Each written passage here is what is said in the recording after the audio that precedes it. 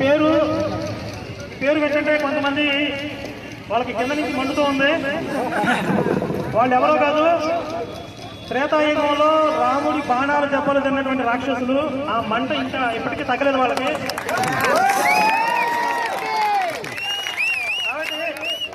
కలియుగంలో పుట్టినటువంటి ఈ రాక్షసులకి అలాగే స్వర్గంలో ఉన్నటువంటి దేవతలకు కూడా వినపడేలాగా ఒకసారి జై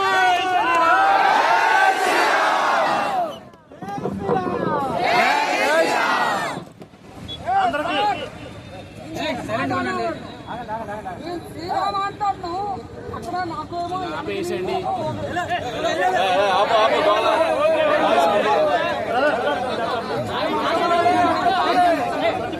అంత మనోడే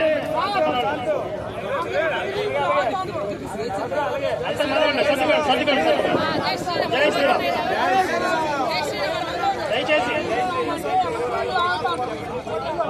దయచేసి అందరూ సైలెంట్, మీరు సైలెంట్ గా ఉంటే మనకు మాట్లాడాలనిపిస్తుంది. లేకపోతే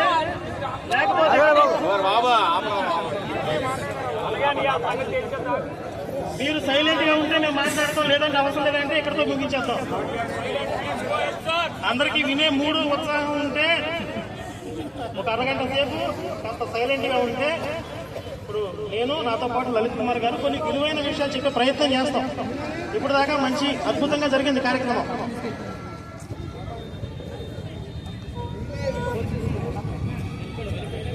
దయచేసి ఫోన్లు కూడా సైలెంట్ పెట్టుకోవడం కాసేపు.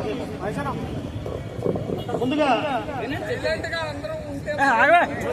విశాఖపట్నంలో సాగర తీరంలో ఎంతో ఆహ్లాదకరంగా కనుల విందుగా జరుగుతున్నటువంటి ఈ ర్యాలీలో పాల్గొన్నటువంటి ప్రతి హిందూ బంధువులకి, బాబు ఆయన ప్రాబ్లం ఏంటి చూడండి అసలు, ప్రతి ఒక్కరికి కూడా హృదయపూర్వకంగా నమస్కారాలు తెలియజేస్తున్నాను. అలాగే ఈ కార్యక్రమం విజయవంతం అవడానికి ఒక 3-4 రోజులుగా రేయింబోగుళ్ళు కృషి చేసినటువంటి మా మిత్రులు, సోదరులు, కార్యకర్తలందరికీ కూడా శిరస్సు వంచి వారికి హృదయపూర్వకంగా నమస్కరిస్తూ ఉన్నాను. ఎందుకంటే చాలా తక్కువ టైంలో ఈ ప్రోగ్రామ్ ని అనౌన్స్ చేయడం జరిగింది. ఎక్కువ టైం కూడా లేదు, కానీ చేయగలమా లేదా అనే క్వశ్చన్ మార్క్ నుంచి ఇంత అద్భుతంగా, ఇంత విజయవంతంగా ఈ కార్యక్రమం జరిగింది అంటే మన మిత్రులు, మన సోదరులు చేసినటువంటి కృషి.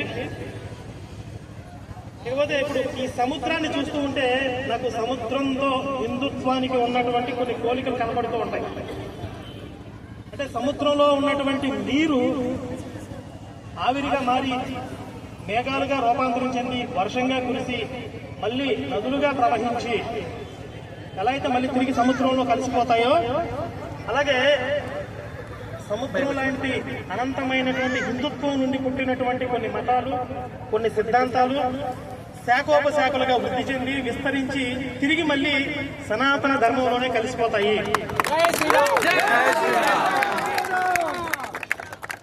మళ్ళీ ఇందులో నేను పాషాణ మతాల గురించి చెప్పట్లేదు. పాషాణ మతాలని కలుపుకో హిందుత్వం. సముద్రంలో మీరు ప్లాస్టిక్ విసిరేస్తే అది విసిరి కొడుతుంది బయటికి. అలాగే పాషాణ మతాలను హిందుత్వం, సనాతన ధర్మం కలుపుకోదు. ఇది తెలియక కొంతమంది అన్ని మతాలు ఒకటే చెప్తున్నాయి, అన్ని మతాలు మంచిగా చెప్తున్నాయి అని ఒక భూతు కొన్ని వందల సంవత్సరాల నుంచి మనం వింటూ ఉన్నాం. అవునా కాదా? ఇది భూత కాదా? ఇంతకు మించిన భూతే లేదు. అన్ని మతాలు ఒకటే చెప్తున్నాయి అనే మాట కంటే కూడా. కానీ ఒక విధంగా చూస్తే హిందుత్వము, ఈ పాషాణ మతాలు రెండు కూడా ఒకటే చెప్తున్నాయి. ఇది ఎలాగంటే హిందుత్వం ఏం చెప్తుంది? సత్యం వద ధర్మం చర అని చెప్తుంది. వాళ్ళు కూడా అది చెప్తున్నారు, సత్యం వద ధర్మం చర అంటారు. కాకపోతే ఒక చిన్న ఒత్తు తేడా ఉంది. మనకి సత్యం వద అంటే, వదామి అంటే మాట్లాడటం, పలుకుట, సత్యమునే పలుకుము అని అర్థం. వాళ్ళు దాకా ఒత్తు తగ్గిస్తున్నారు. సత్యం వద అంటే సత్యముని వధించుము. తర్వాత మనం ధర్మం చర, చర అంటే చరించడం, నడవటం, ధర్మ మార్గంలో నడవమని చెప్తుంది. వాళ్ళు చానిచ్చే, చెరుకులో చేస్తున్నారు. ధర్మం చెర, ధర్మాన్ని చెరబట్టుము. ఈ విధంగా ఒకటే చెప్తున్నాయి అనే భావనలో కొంతమంది మోసపోయారు. మనం ఏ విధంగా మోసపోయాం అనేది,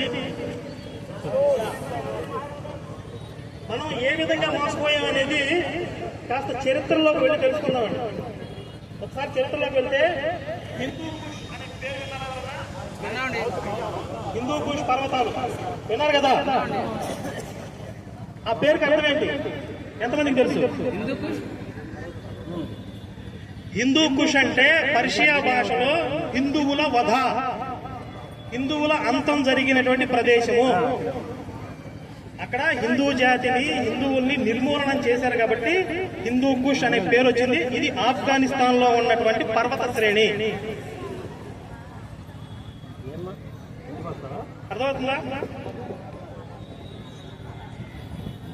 అయితే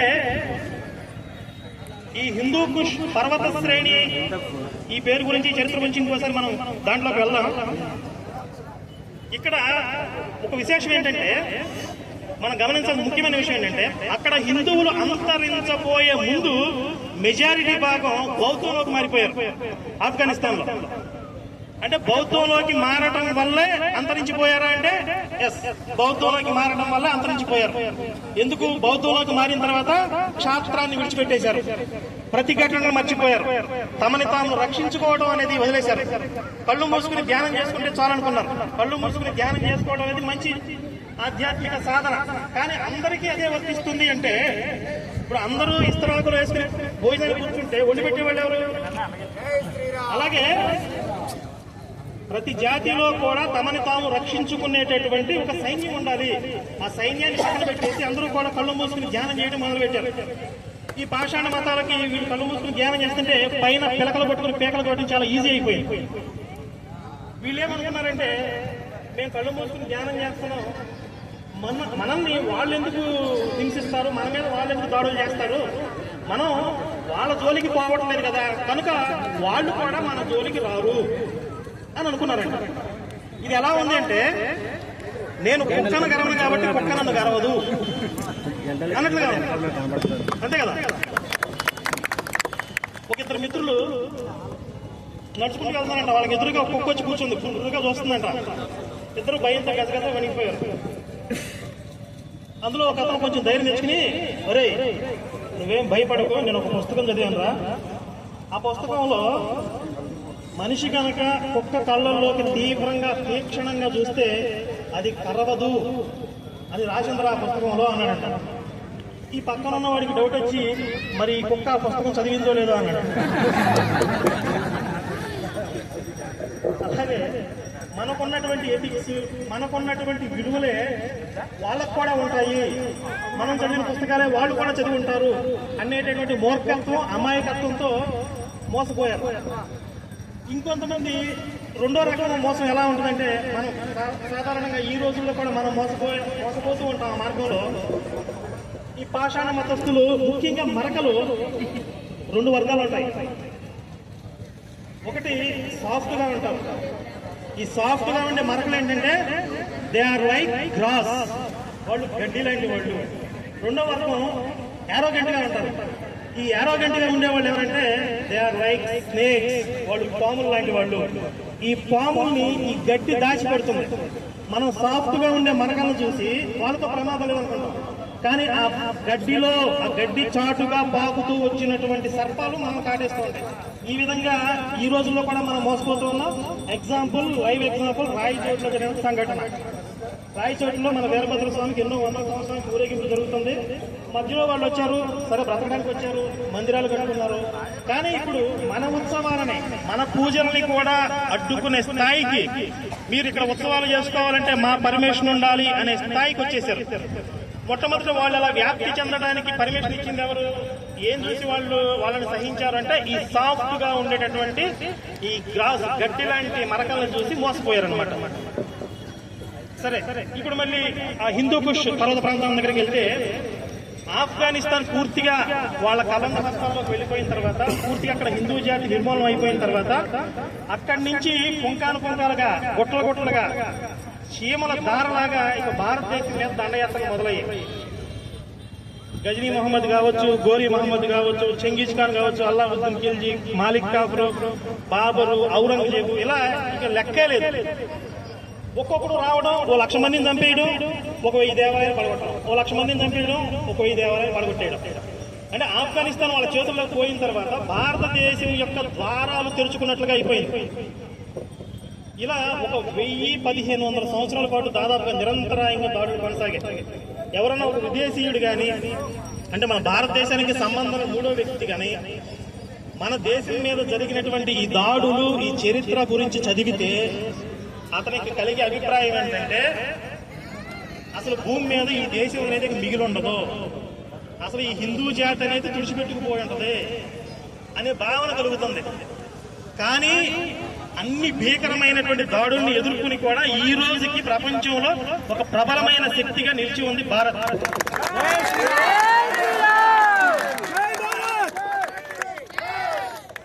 ఎవరి వల్ల?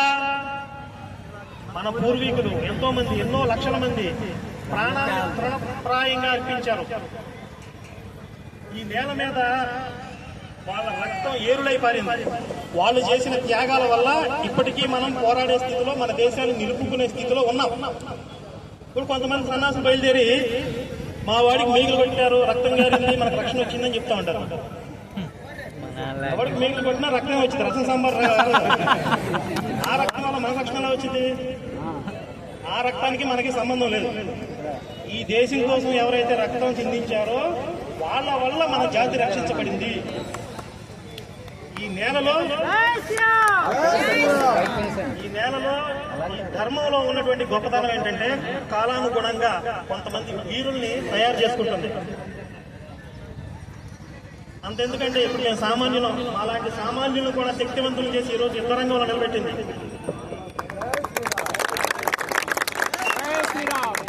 దీనికి కావాల్సింది మనం మానసికంగా సిద్ధంగా ఉండటమే. నా ధర్మం కోసం నేను ఆయుధాన్ని అవుతాను అని మానసికంగా మీరు సిద్ధంగా ఉండగలిగితే మన మాతృధర్మం గట్టి పోచన కూడా బ్రహ్మాస్త్రంగా మార్చగలదు. నేను చెప్తున్నాను, ఎవరో సంగతి నాకు అనవసరం, నా మట్టుకు నేను చెప్తున్నాను. త్రికరణ శుద్ధిగా చెప్తున్నాను. ఎవడైనా సరే నా దేవాలయాల జోలికి వచ్చినా, నా ఆరాధ్య దైవాల జోలికి వచ్చినా, నా మాతృదేశాన్ని ముక్కలు చేయాలనే ప్రయత్నం చేసినా వాళ్ళ పాలిట నేను ఆయుధాన్ని అవుతాను, మారణాయుధాన్ని అవుతాను, మరణ శాసనాన్ని కూడా అవుతాను.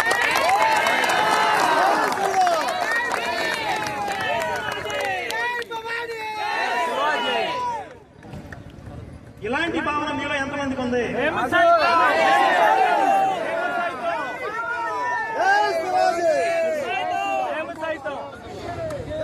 ఈ శక్తిని చూపించడానికే ఈరోజు ఈ ర్యాలీ. ఎందుకంటే కొంతమంది అనుకుంటున్నారు, కొన్ని పాషాణ శక్తులు అనుకుంటూ ఉన్నాయి, పోరాడే వాళ్ళందరూ నశించిపోయారు, ఆ తరాలు గతించిపోయాయి, ప్రాణాలు పెట్టేవాళ్ళు ఎవరు లేరు, ప్రాణాలు పెట్టి ధర్మాన్ని కాపాడుకునే వాళ్ళు ఎవరు లేరు అనే భావనతో వాళ్ళు ఒక ఆశావాహ దృక్పథంతో ఉన్నారు, ఈ దేశాన్ని కబళించవచ్చు అని చెప్పి. కానీ వాళ్ళకి మనం ఈరోజు స్పష్టంగా చెప్తున్నాం, మా పూర్వీకుల రక్తం ఇంకా మనలో ప్రవహిస్తూ ఉంది, మనం జీవించే ఉన్నాం.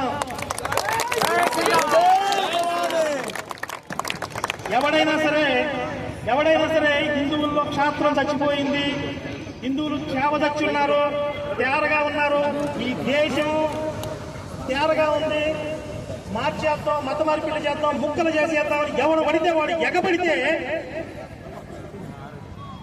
ఒక సినిమాలో చెప్పినట్టుగా తీరంలో కెరటాలు ఎరుపు రంగు పూసుకుని పోట.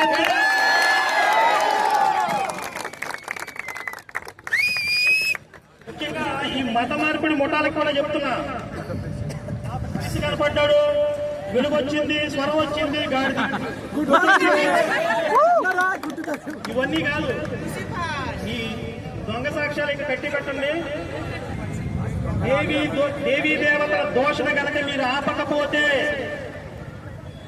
ఈరోజు విశాఖపట్నం ఈ ర్యాలీ సాక్షిగా చెబుతున్నా, ఈ సముద్రంలో, ఈ సాగరంలో ఏర్పడినటువంటి అల్పపీడనం తీవ్ర తుఫానుగా మారుతుంది. మీరు మీ ప్రేతాత్మ కూడా కొట్టుకుపోతారు.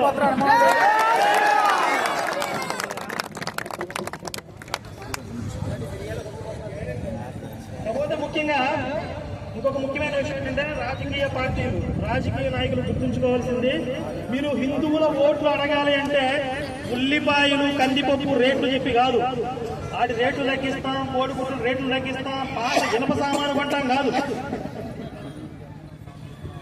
దేవాదాయ ధర్మాదాయ శాఖని పెట్టారు. దేవాలయాల మీద వచ్చేటువంటి ఆదాయాన్ని లెక్కించుకోవడానికి. మాకు కావాల్సిన దేవాదాయ శాఖ కాదు, దేవాలయ రక్షణ శాఖ. ఎవడైనా మా దేవాలయాలు కోరుకుంటే వాడి చేతులు నరుకుతాం, ఆ దేవతా మూర్తుల మీద చెయ్యి వేస్తే వాడి చేతులు నరుకుతాం అని మేనిఫెస్టోలో పెట్టేవాడు కావాలి. అలాంటి నాయకుడు కావాలి. ఆడపిల్ల పుట్టగానే మహాలక్ష్మి పథకం కింద 5,000 అకౌంట్లో వేస్తాం, అంతటితో సరిపోదు. ఆ ఆడపిల్లల్ని రక్షించడానికి లవ్ జిహాద్ పేరుతో ట్రాప్ వేసే వాళ్ళని ఉరి శిక్ష వేసే నాయకుడు కావాలి.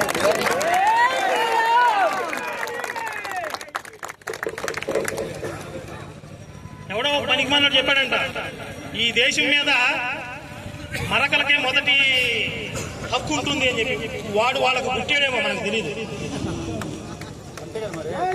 అసలు ఇందులో రెండో అభిప్రాయానికి తావు లేదు. ఇది హిందూ దేశం, ఎప్పటికీ హిందూ దేశంగానే ఉంటుంది. ఈ దేశంలో హిందువులు తమ ఆరాధనా పద్ధతుల్ని, పూజా విధానాలని పాటించుకోవడం అనేది ఎవరు దయాదాక్షిణ్యాలతోనూ ముడిపడి లేదు. ఇది హిందువుల హక్కు. హిందువుల ఆత్మ గౌరవంతో స్వేచ్ఛగా సురక్షితంగా జీవించడం అనేది హిందువుల హక్కు. ఆ హక్కుల్ని, ప్రయోజనాలని కాపాడేటటువంటి నాయకులకి, రాజకీయ నాయకులకి, రాజకీయ పార్టీలకే మేము మద్దతిస్తామని చెప్పి మనం అందరం ఒక బలమైన సందేశం ఇచ్చిన రోజు చచ్చినట్టు వ్యవస్థలన్నీ మారుతాయి.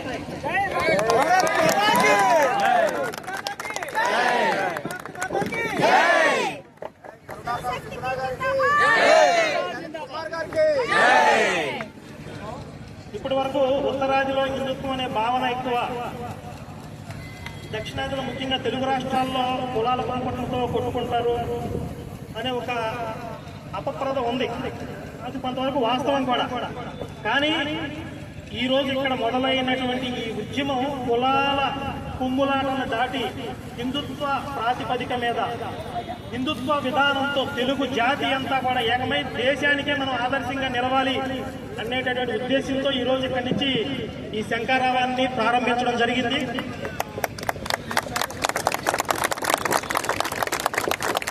మనకి దక్షిణాదిలోనే 3 జగద్గురువులు వచ్చారు. శంకరాచార్యుల వారు, భగవద్ రామానుజుడు, మధ్వాచార్యుల వారు. అంటే జ్ఞానం అనేది ఇక్కడి నుంచే వచ్చింది. కానీ ఆ మార్గంలో కాకుండా కాస్త అజ్ఞానం యొక్క ప్రభావం ఎక్కువగా ఉండటం వల్ల ఈరోజు కులాల పంపట్లు, లేకపోతే ధర్మానికి గ్రహణం పట్టడం కానీ, చీడ పట్టడం కానీ ఇవన్నీ జరుగుతూ ఉన్నాయి. ఇవన్నీ కూడా భగవంతుడి యొక్క శక్తితో మనం అధిగమించి మన దేశాన్ని, మన ధర్మాన్ని రక్షించుకునే ప్రయత్నం చేద్దాం. ఈ ప్రయత్నం ఎలాంటిదంటే రామకార్యం వంటిది. రాముడు చేసింది కూడా ధర్మరక్షణే. ఈ రోజు మనం చేస్తున్న ధర్మరక్షణే. అంటే మనం చేస్తున్నది రామకార్యమే. అయితే ఈ రామకార్యం చేసేటప్పుడు హనుమంతుడికి ఎలాంటి ఉత్సాహం ఉంటుందో అలాంటి ఉత్సాహంతో మనం అందరం పనిచేయాలి.